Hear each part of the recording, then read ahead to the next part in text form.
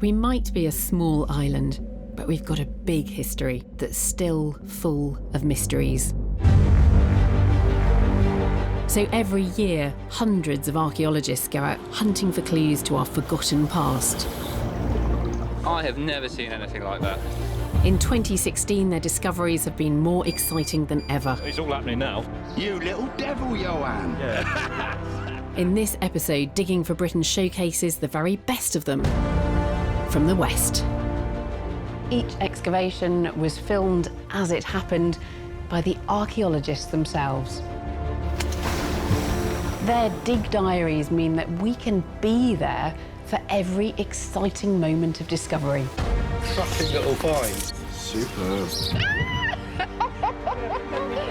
And now the archaeologists are bringing their finds from pottery to metalwork to human remains into our lab so that we can get a closer look at them and find out what they tell us about our British ancestors. Welcome to Digging for Britain.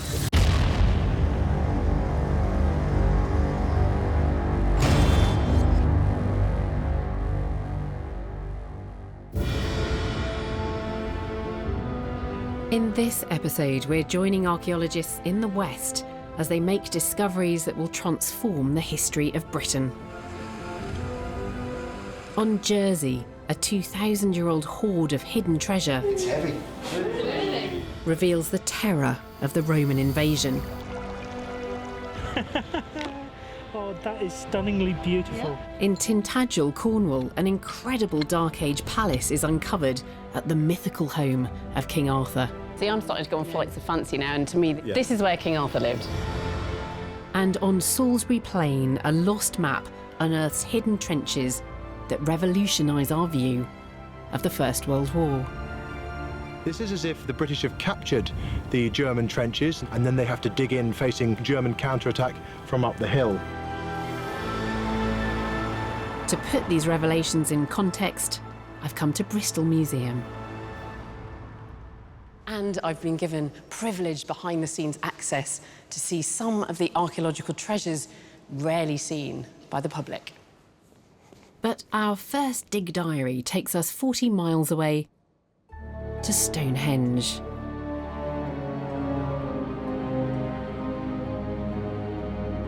"3,000 years ago, our ancestors built Stonehenge as a site of ceremony and ritual west of the River Avon. In recent years, archaeologists have come to believe that Stonehenge is just part of a vast sacred landscape full of monuments.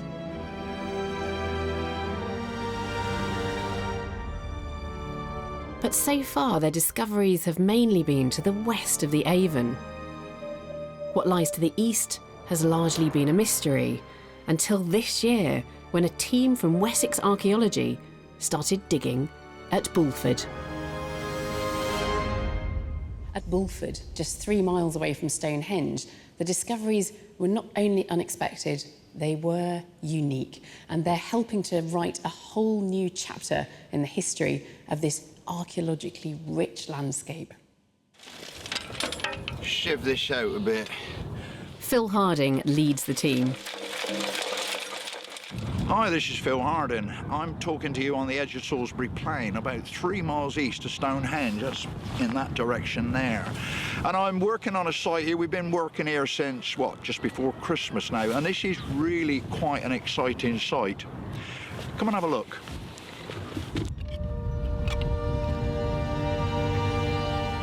The team has uncovered something never seen in Britain before. A double henge. 2 circular banks and ditches. So what we found are 2 previously unknown henge monuments. This is an incredible opportunity to unravel part of the ritual landscape of this part of Wiltshire, most importantly, just down the road from Stonehenge. So what Phil really wants to find out is whether this site was in use at the same time as Stonehenge, and exactly what our Neolithic ancestors were doing here. Ground-penetrating radar reveals a series of pits just outside the doublehenge. That is amazing. Phil hopes that these will provide the evidence he needs. An axe. Excellent. It's a promising find. That is absolutely gorgeous. With a blade there, just beautifully polished. Neolithic axes were incredibly important tools used for the clearing of trees during the earliest days of farming. Putting one in a pit seems like a huge sacrifice. There would be plenty of use left in this, and to place one of these in a pit, throw away a genuinely useful axe. Why would you do it? As well as dozens of axe heads, mysterious chalk balls are found in the pits. Lovely. Oh, what a gem. These are finds that connect us to our ancestors, and for Phil, it's precious evidence of what they were doing here. I'm sure they must have been maybe lucky mementos, maybe superstitious, maybe totemic items, some sort of votive offering to the gods, and maybe it brought them good luck. In 1 week, 40 pits are excavated, and what's found in each one is remarkably similar. This is an incredible collection of material. It's as though people have got a checklist and they're placing objects into the pit. These are such enigmatic clues, glimpses of the rituals being carried out at the doublehenge. Didn't want to come. But some of the pits contain something rather different. Now, that is what I call a bone.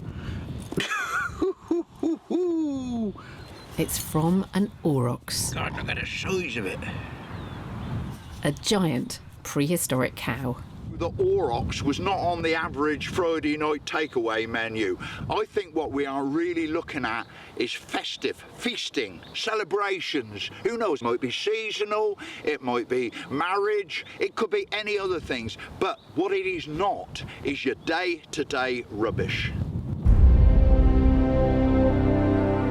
This seems then to be a ritual site where our ancestors held religious feasts.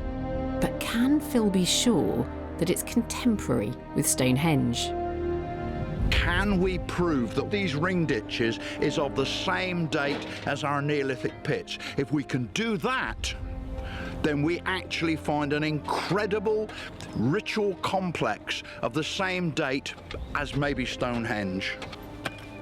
The team digs a trench across the doublehenge, looking for evidence that will give them a date. Phil, look at that. What you got there then? Pot? Yeah, that's a decoration. That is! Yeah. I swear that is. That's decorated. You little devil, Johan. It's a fragment of pottery. Well, I'm getting really, really excited about this because it looks like it is decorated. You can see there's a bit of a ridge there and a bit of a ridge there, and these grooves. And I think that that is the best indicator that we've got of grooved ware, which is the typical late Neolithic pottery. That is what we want to find. Grooved ware pottery like this dates from the same period as Stonehenge, so it strongly suggests that this doublehenge was in use at the same time. I've invited Phil to come into our lab with some of his finds to give me a fuller picture as to what our ancestors were really up to at this unique site. They are places where people are gathering together and feasting, and they have to be ceremonial monuments. So these very strange balls, I mean, what are those about? These are made out of chalk. What you'll notice in some places, you look at that, you can see the actual manufacturing traces. Now, chalk is a very soft rock. If you start beating it about too much, you will wear those manufacturing traces away. So I think that they are ritual material, being made for some function, and then they are then being placed in the pit. Those spheres, those balls are special. Now, what about the stone tools then? So these were coming out of the pits as well. Axes. Axes were incredibly powerful objects to them. They're almost symbolic offerings to show their wealth, their status, their power, because the material that is in the pits is the refuse, if you like, from people who are carrying out the ceremonies in our henge-type monuments. This completely unexpected discovery reveals a significant ritual site where Neolithic people gathered for ceremonies and feasting. By the time you've done all your post-excavation work on this, what are you going to add to our understanding of the Stonehenge landscape? The people at my site would probably have witnessed the construction of Stonehenge. They're just a few miles away. And what we've now done is we're moving our knowledge from the west bank of the River Avon and showing that equally as important is life on the east bank. And it just blows me over. I mean, I'm just absolutely...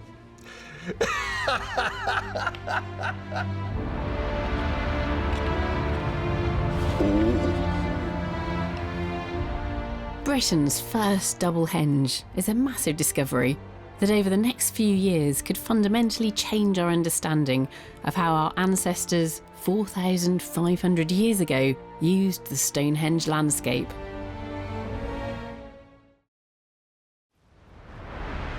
Our next excavation also takes place on Salisbury Plain, just 5 miles away from Stonehenge. But the story it's revealing is very different and took place just 100 years ago. 2016 was the 100th anniversary of the Battle of the Somme, the bloodiest battle in the history of the British Army, with 60,000 casualties on the first day alone. Those that led the campaign have been widely criticised for the way the battle was fought, for the inexperience and inadequate training of the soldiers. But does archaeology support that perception that the young men of Britain were sent to the Western Front like lambs to the slaughter?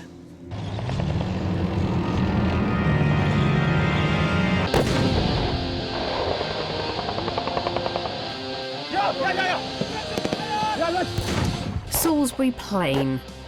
Covering an area the size of the Isle of Wight, for over 100 years it's been the site of Britain's largest military training ground.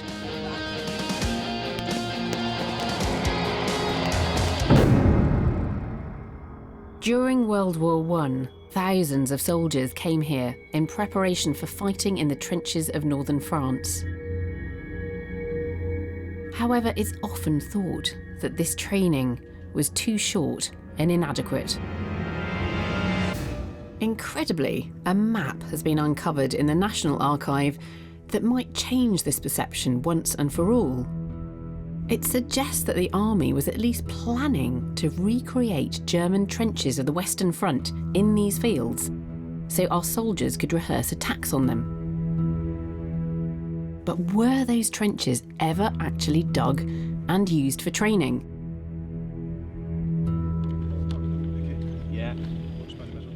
Military archaeologist Richard Osgood has come to investigate. To get a map of where they've sited these practice trenches is really unusual.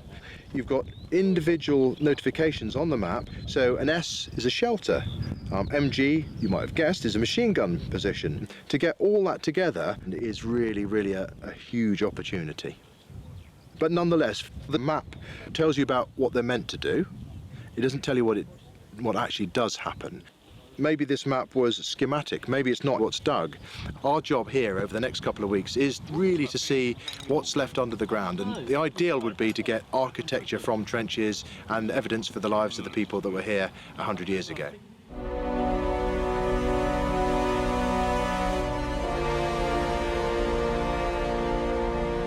Trench warfare dominated World War I.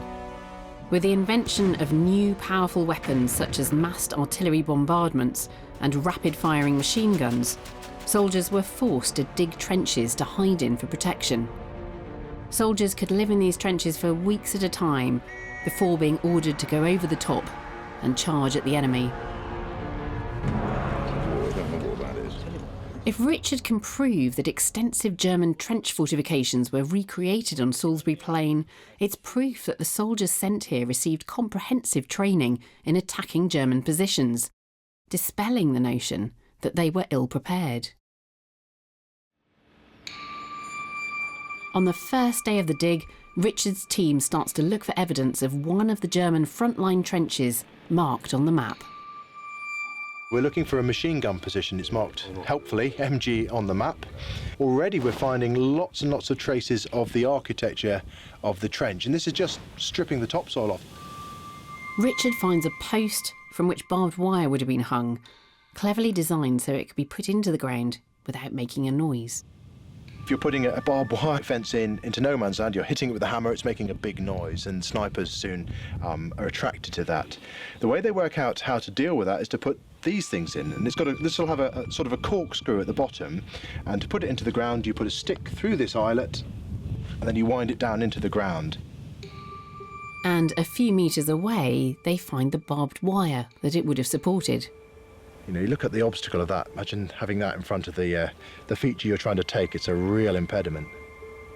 Then, just behind where the barbed wire was found, they discover what they've been looking for: a section of a front-line German trench.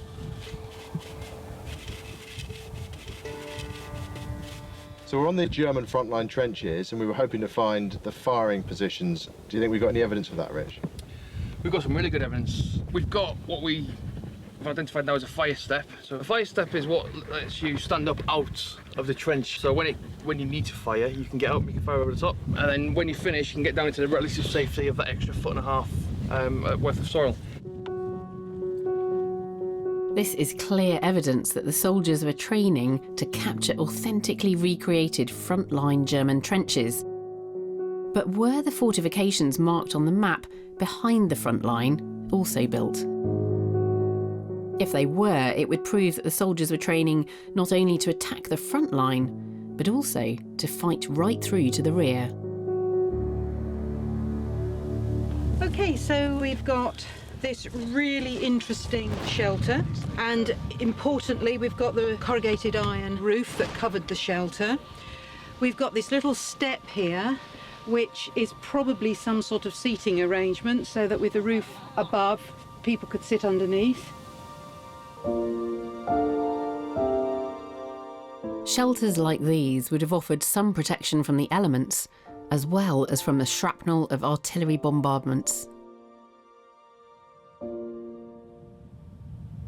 Even more interesting is at the very bottom we've got all this trample, which actually shows where the troops would have been walking during the time of using these trenches.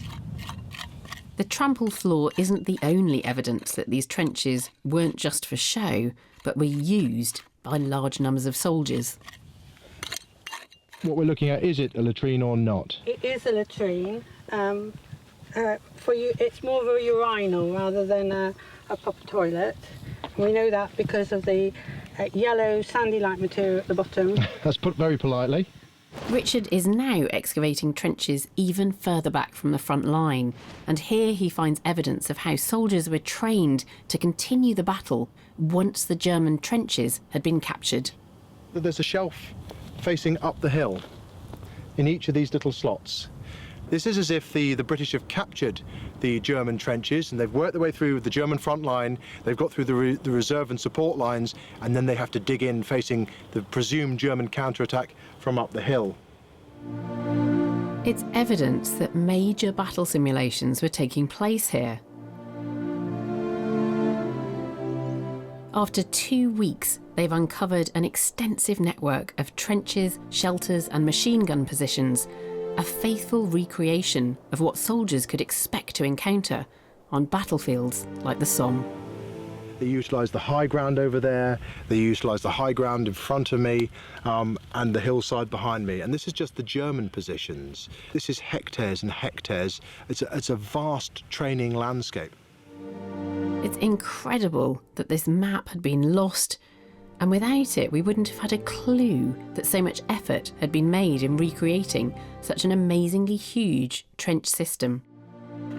Richard's discovery on the ground changes World War I history and the view that soldiers were poorly trained before being sent to war.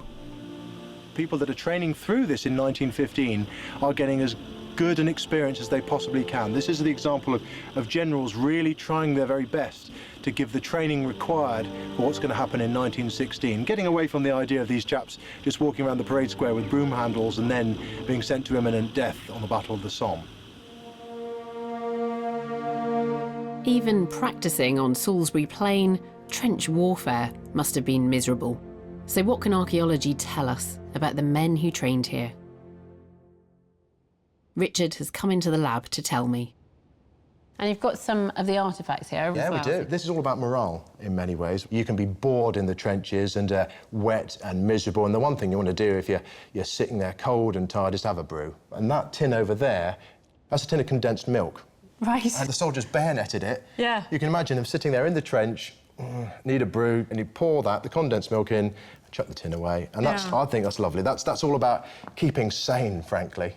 The other thing you've got connected with that sort of thing is that thing. I'm really pleased this was empty and we didn't damage it in opening it, because that's a tin of sardines. You can imagine what that would have been like 100 years on if we'd opened it. Yeah. But again, having things like tins of fish, cups of tea, will make these practice trenches not seem quite so bad as they might otherwise. They're not under fire from the Germans here, but nonetheless, they've got the same sort of misery of existence, and that's the sort of thing that's critical to get into the training. And what's this? This has got some writing on it. You can see Liverpool Reg on it. It's part of the King's Liverpool Regiment. You think of the famous Kitchener poster in 1914, the big recruitment one. It's these guys, recruited in 1914, but we had no idea that they were pretty certainly here, training for what became the Battle of the Somme, and they've left that carving behind. So they've just carved that in a lump of chalk. Bored soldier carving their regiment into this thing, and then it ends up in the bottom of the trench. But a fantastic record they were there. Oh, it's lovely, and we didn't know they were there. That's why archaeology is brilliant, because that links you to the people, and that's what's so crucial, that you get back to those individual stories of those guys that were here in the First War. After that training experience, they then go through into this very famous first day of the Battle of the Somme, and for them, it goes pretty well.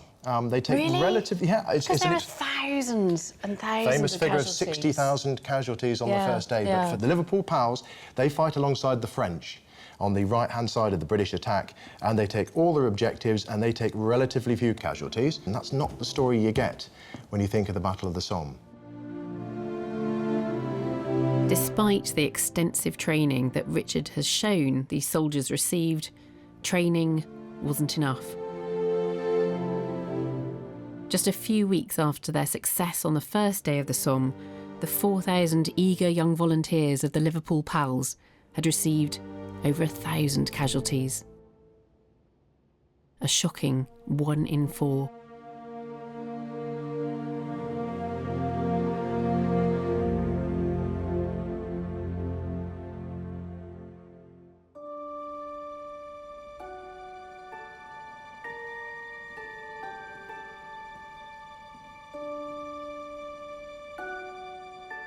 This is one of Bristol Museum's greatest treasures, the Thornbury Hoard. It consists of 11,460 coins, and it was buried in the 4th century AD, just as the Roman army was withdrawing from Britain. But actually, this pales into insignificance beside a recently discovered hoard, one of the largest ever found, this time dating to the 1st century BC, when Britain was on the cusp of being assimilated into the Roman Empire. The island of Jersey. In 2012, 2 metal detectorists found a massive hoard of 2,000-year-old coins in a potato field. Jersey heritage painstakingly excavated. It was the world's biggest discovery of Iron Age coins ever. The archaeologists wanted to find out what treasures lay inside and what it tells us about the British Isles at a time when the Romans were advancing towards our shores. The hoard was taken to the local museum where conservator Neil Mara and his team began the painstaking task of clearing off the mud. There were an extraordinary 70,000 coins.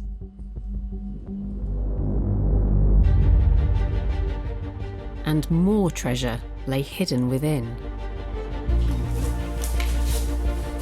Unusual coloured beads. Rather lovely. And gold and silver bracelets.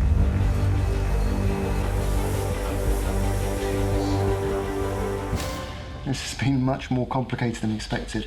We're lifting one piece at a time out, but everything is interlinked and fitted around each other. Haha, success. It's a piece of silver wire, probably from jewellery, just cut up and essentially just scrap metal now. Who would have cut up this precious metal, and why was it all hidden? As they dig deeper into the hoard looking for clues, they uncover its greatest treasure. It's heavy. It's heavy. An amazing collection of thick golden torques, ornate neck rings. Only the most important people in Iron Age society would have worn neck rings of this thickness and weight.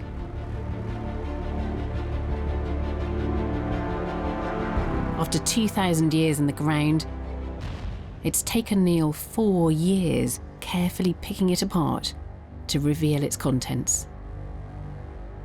We've now removed 50,000 coins, so we're, we think, 5/7 of the way in. About 20,000 coins left, and you can see there are still a few things outstanding. With so much of the hoard now revealed, Neil has made some startling revelations. Well, it's the biggest coin hoard of its kind in the world. We know which tribe actually made it because the coins that have already come off and we've cleaned are of a type we've seen before from the Coriosolite tribe, with a head on one side and a very, very abstract horse on the other. The Coriosolite were an Iron Age tribe of Celts that inhabited part of what is now Brittany in France. So why did they bury this vast treasure on Jersey? Neil has come into the lab with some of this amazing treasure to tell me. Neil, let's be clear about this. This is an absolutely enormous hoard, isn't it? It is. I mean, it's got the stage now where in this hoard we've got more coins of this period than have been found in France at all. In the whole of France? Yeah, and as we've gone through, we found more and more apart from the coins. Talks were the big surprise for us. I mean, this is one of 8 complete ones that we have. Can I pick that up? Yeah, please do. So this is a gold Iron Age neck ring. Yeah. How do you get it onto your neck? They come in 2 halves, so you'd literally give it like a twist like that and then pull apart.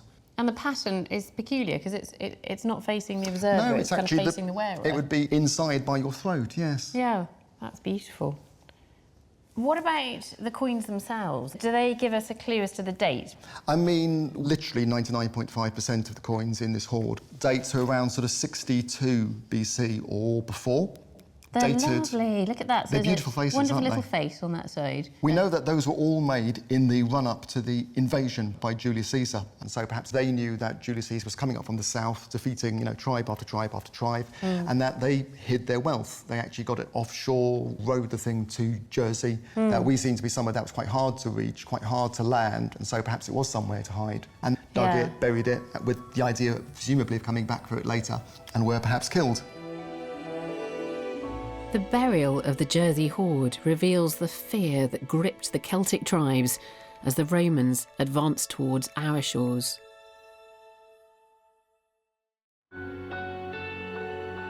But conversely, the Thornbury hoard at Bristol Museum dates from a time when, 300 years later, the Romans were in retreat, showing us that the collapse of empire could be equally tumultuous. The Thornbury hoard that's on display upstairs is just a small portion of the 11,460 Roman coins that were discovered. And so I've come down here to the stores to look more closely at some of those coins and find out more about the hoard. How was it discovered? It was discovered by a man who was digging a fish pond in his back garden. So he found the remains of a pot with over 11,500 coins inside. All of a similar type, all of a similar period. These coins act as a history of the Roman Empire.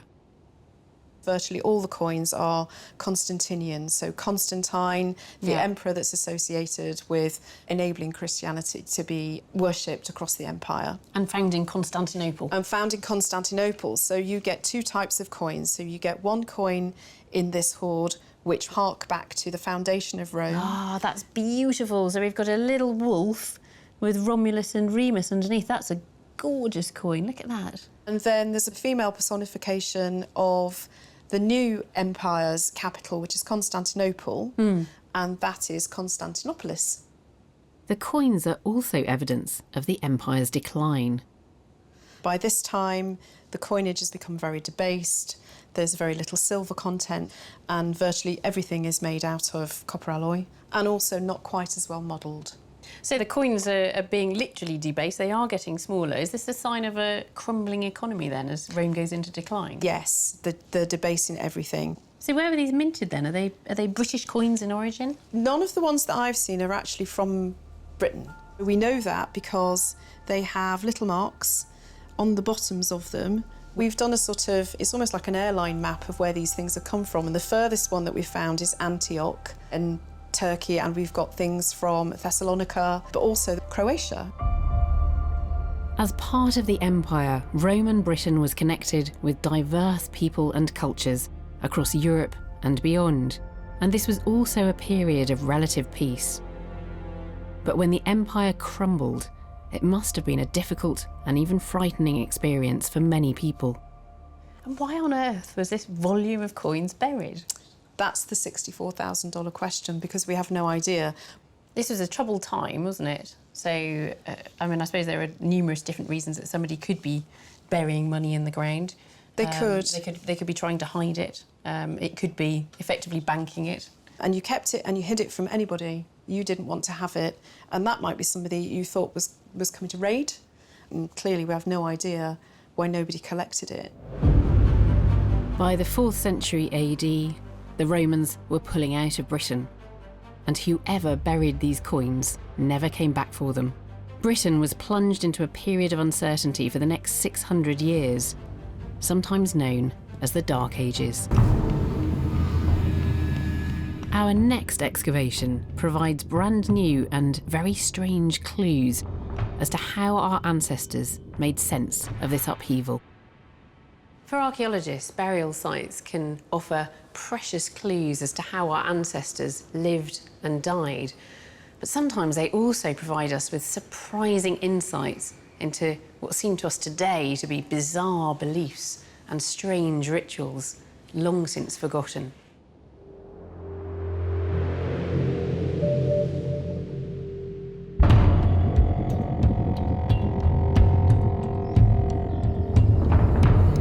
Deep in the Wye Valley in Hereford, a team of archaeologists is on their way to investigate an intriguing discovery near a remote cave. Day one, the site is up a very, very steep slope, which is densely wooded. On 3 sides of the site, there are 60-foot high vertical cliffs. And immediately above the site, there is the opening of a small cave. Known locally as Merlin's Cave, in the 1920s an incredible find of prehistoric tools, pottery and bones was made, revealing this to be a sacred burial site for our Neolithic ancestors over 4,500 years ago. But in 2011 a new discovery was made, purely by chance, just below the entrance. I was doing caving with one of my sons, and we decided to try and get into this cave, which is about 15 foot up the cliff face. So I left my son sat on what was a tree throw. While I was scaling the cliff here, he discovered a flint scraper, a really lovely flint scraper, and some pieces of pottery and some teeth. Clyde took the finds to the county archaeologist. The pottery was prehistoric, the teeth were human, and the flint was early Neolithic. The county archaeologist Tim Hovard was so intrigued by the finds that he organised a dig to see if he could find whether there was a connection between these new finds and the ones in the cave.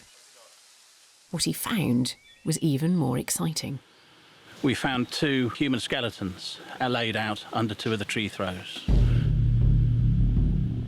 We carbon dated them to about 600 AD. This was shocking. Tim had expected to find Neolithic skeletons, but these were Dark Age skeletons from the 7th century AD, and they were lying outside a prehistoric burial site.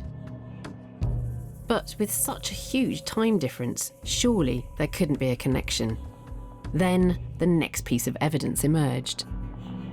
One of the burials had bones deposited with it, dated to the Bronze Age from the cave, so 12, 13, 1400 years older than the burial. The prehistoric human bones seem to have been deliberately placed in the later graves. Whoever buried these men clearly knew about the earlier burials inside the cave. So what we wanted to know was who these people were and why they were involved with the burial in the cave. We know that they were doing something very strange, very different. Are these 2 men the only ones buried here, or are they part of something much bigger? This year, another dig was organised to find out. It's a very unusual place to find people being buried. We're on a very steep hillside. The soil isn't very deep. It's actually quite hard to make a grave that's deep enough to bury a body. Now, the reason we've come back here to do further investigations is to try and determine the extent of this burial activity. Do we only have 2 burials, or is it actually a small cemetery? A trench is dug a short distance from where the 2 burials were found. After 2 days of digging, they start to get results. Just found a human bone which is projecting out of the side of the section of the trench. It's a fragment of a large human femur, and we're further to the south of where the previous 2 burials are, and it's giving us an idea that the extent of this burial area is considerably larger than we'd seen previously.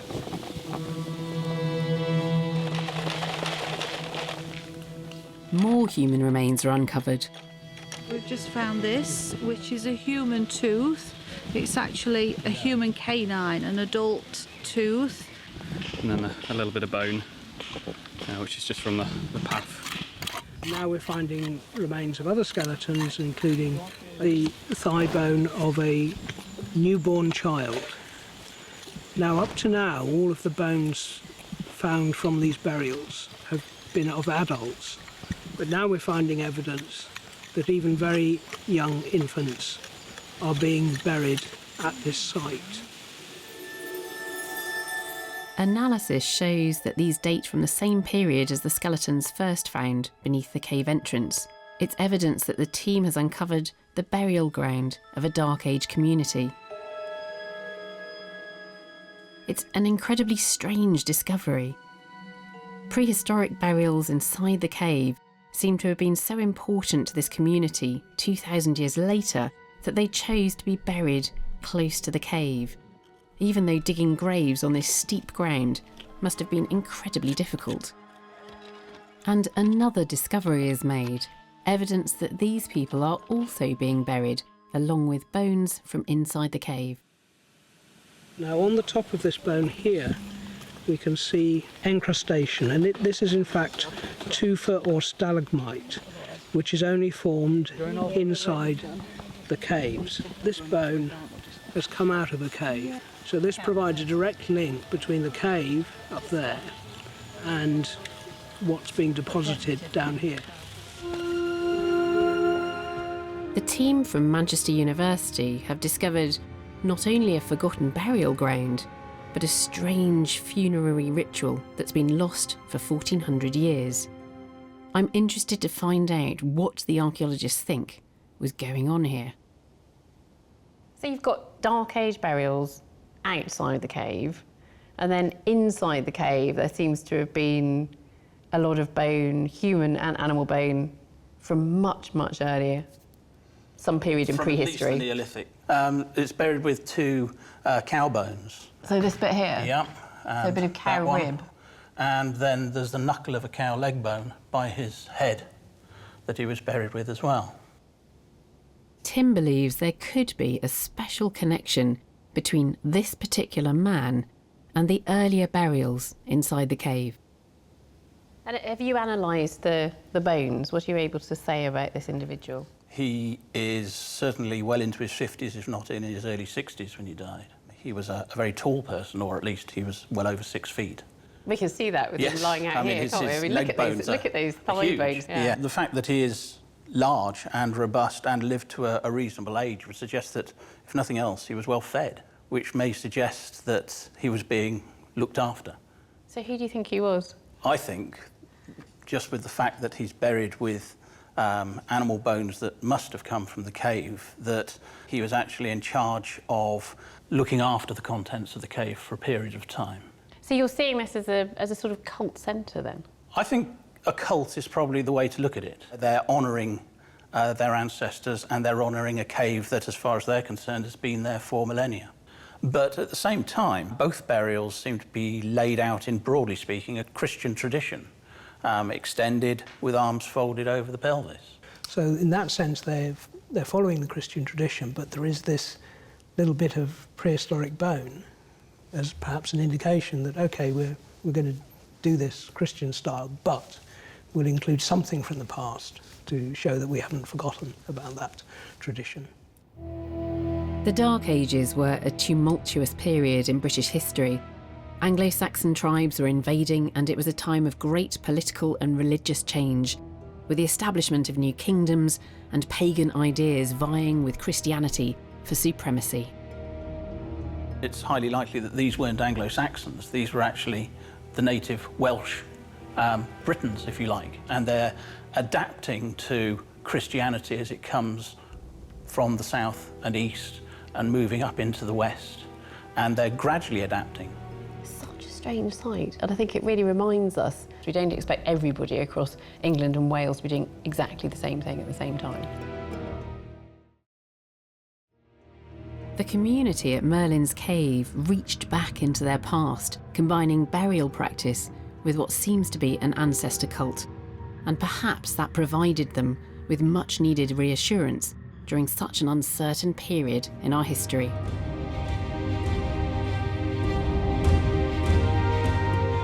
After the Romans left, Dark Age Britain is often thought of as less civilised and more backward, a time when we lost cultural and trading connections, not only with Rome, but with the world at large. But now a striking new discovery in Tintagel, Cornwall, is challenging this view.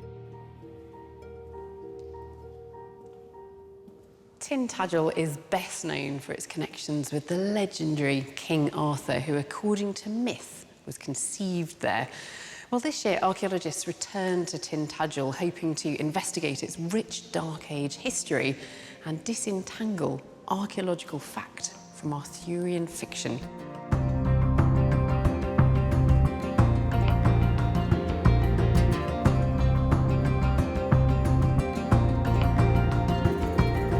The castle remains that you can see on Tintagel today date from the medieval period, but archaeological remains from around 600 AD, found on previous excavations, suggest that there was once a large Dark Age settlement here.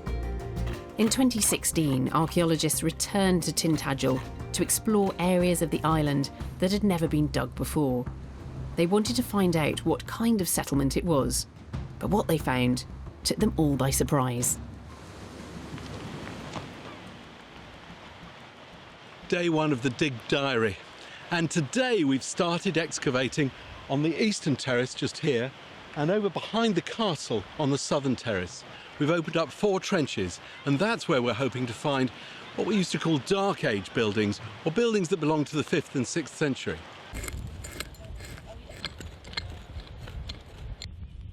The archaeologists from English Heritage and Cornwall Archaeological Unit have barely begun to strip off the turf when they make their first discovery. We've got this possible floor layer of paving. Evidence for the construction of terraces. What it looks like is that we have 3 distinct flat terraces with slopes between at the moment, which we hope when we take some material away we'll find some nice walls. Disappointingly, further digging reveals no traces of buildings. Maybe there are some terraces which are being used for small enclosures, maybe as cultivation plots rather than for buildings. But who were these cultivation plots for? On the south side of the island, they make an extraordinary discovery. We have 3 terraces, this being the substantial wall at the southern end and leading to another wall, presumably for a building, and that leads nicely to a set of steps, and they lead neatly through part of the top building. So we think this is the building, nice level floor and steps up to it. This is their first big breakthrough. Massive 1 metre thick rock walls are revealed. Never before has such a solid Dark Age building been discovered in Britain. Substantial build to top and top end. But what is this building? In their search for clues, they find a rubbish pit next to it. We've got an animal jawbone here, so you can see the teeth. Something like a wild boar, perhaps. The remains of boar and other animals may be evidence of a Dark Age feast. I can see. And further surprising finds suggest this was a high-status building. So shallow bowl, nice rim. Put a bit of fruit in or something. Oh, it's beautiful. It looks like Fassian, which is from Turkey. So that is a beautiful thing. And Carl Thorpe, the small finds expert, is particularly excited by the discovery of an incredibly rare piece of glass. Thought you like it. Oh, that is stunningly beautiful. Yeah. That is definitely post-Roman glass. It's even a rim, which is fantastic. And judging from the curvature, I think it is of a little cone cup between the 5th and sort of 7th centuries AD. Sort of Merovingian glass, originating in France. Somewhere, yeah. For what? For most likely drinking wine. And that is just, it's always stunningly beautiful. The team was simply not expecting to find this many high-quality foreign goods. The people living here were clearly not only very wealthy, but trading over vast distances. Got a small sherd of what looks to be amphora. That's from the Aegean area, Eastern Mediterranean. Wow. So, fantastic. Yeah. By day 12, the team has unearthed the foundations of a building 11 metres long and 4 metres wide. They're convinced that the people who lived here must have had immense wealth and power. I don't think that anything like this has been found before. So there was some surprised faces, and lo and behold, it's gone on and on. So this might be the style for the whole precinct of buildings on the southern side. Substantial walls will hold up substantial roofs. So, yeah, it's all good. Very exciting. Further excavations throughout the rest of the summer revealed that this was just part of a large complex covering much of Tintagel. This has astounded the team. They didn't expect to find evidence of such a wealthy and sophisticated community from early Dark Age Britain.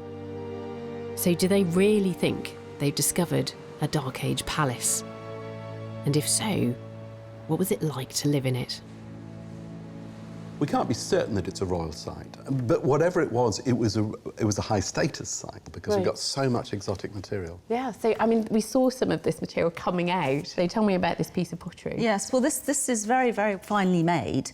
It's probably part of a... thin there. Yes, it's probably... It's a fine table dish A complete vessel would be quite large, so you've got this sort of large, expansive, quite shallow bowl, probably for communal feastings. And this is the handle of an amphora sherd, which would have contained wine coming from the Aegean, from Turkey, Marseille, around the coast of Spain, you know, and this is not actually from Tintagel, is it? This is a reconstruction of what one of these amphorae from the Aegean, from Greece, might have looked like. But this would be for carrying wine, probably, but could also be for olive oil. We don't know, but... And the archaeology that you're looking at here, of course, dates to a really interesting time. We're looking at Britain after the collapse of the Roman Empire. We're looking at independent states. Yeah, I mean, Britain does break into lots of little states, like Mercia and Wessex and Kent and places, and Cornwall carries on in its own way. And this may well be a royal centre with connections far afield. See, I'm starting to go on flights of fancy now, and to me, this is the royal apartments of the palace at Tintagel. Yeah. This is where King Arthur lived. Well, it has got that extraordinary association from when Geoffrey of Monmouth writes about the history of the kings of Britain in the 12th century. He says that Arthur was conceived at Tintagel. Yeah. What, did he invent this? Had he pulled it out of various other legends? We really don't know. Although they may not have found evidence of King Arthur himself, the team have discovered that Dark Age Tintagel was a prosperous centre of trade and perhaps even a seat of royalty, a bastion against the turmoil that was engulfing Britain at this time.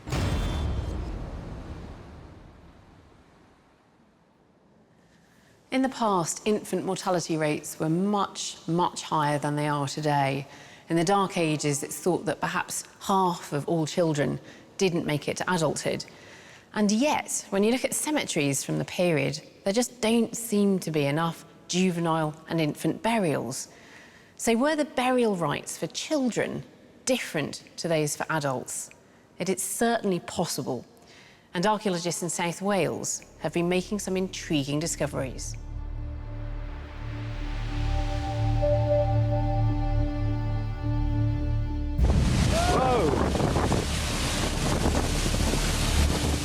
In the winter of 2014, record storms battered South Wales.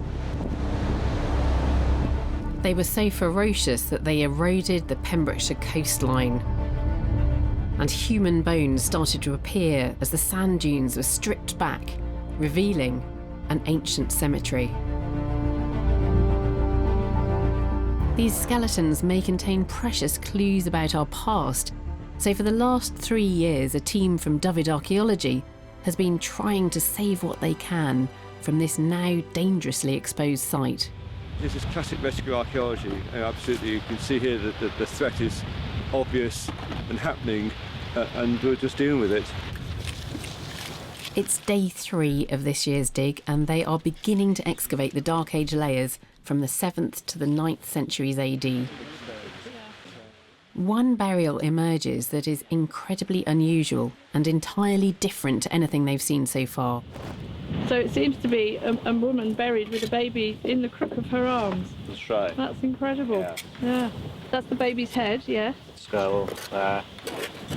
Pelvis in this area. Okay. Here's the mother's left arm. Finding an infant burial from this time is extremely rare. Tiny bones tend to decompose quickly in many cemeteries. But here, the infant bones are perfectly preserved by the coastal sand.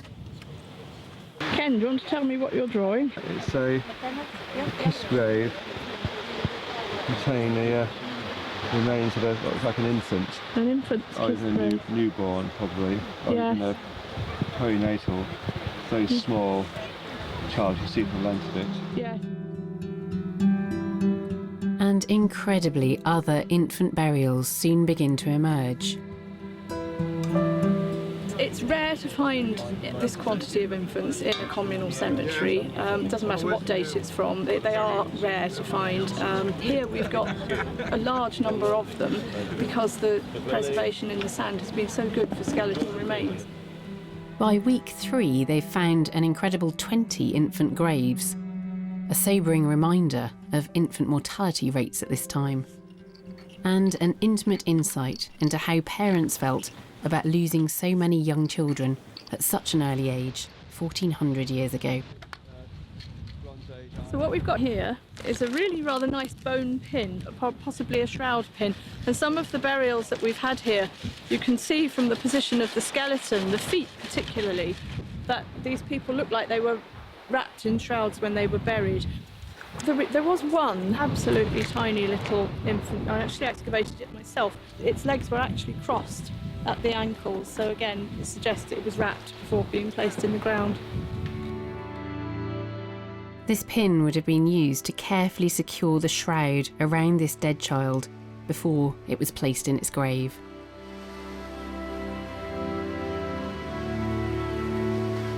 And out of the sand comes an intriguing series of finds. This is one of a number of areas where we've had white quartz pebbles across the site, but they've been the graves of infants, so the pebbles have been really carefully placed. We had one with over 100 pebbles on the top of it, densely packed, and obviously a lot of care invested in the grave of the baby inside. So what did these quartz pebbles signify?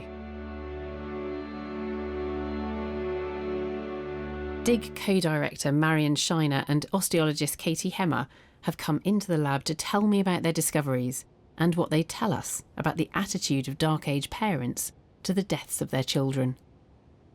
We don't know the purpose of the quartz pebbles. They're found in mortuary contexts from the prehistoric period onward, and they're found at other early medieval Welsh cemeteries.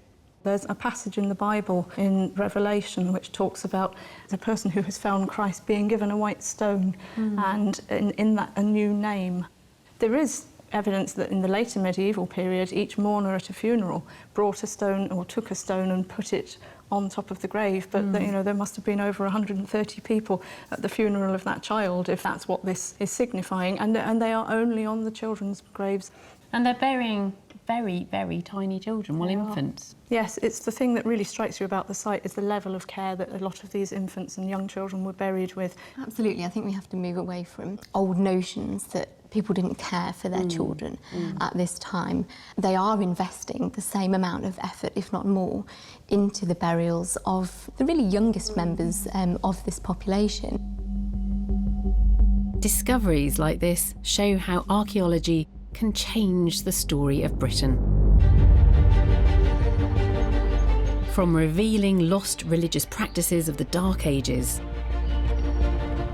and turning on its head our view about how prepared our soldiers were when sent to fight on the Western Front, to the unique discovery on Salisbury Plain that shows the ritual landscape of Stonehenge was bigger than we'd ever imagined.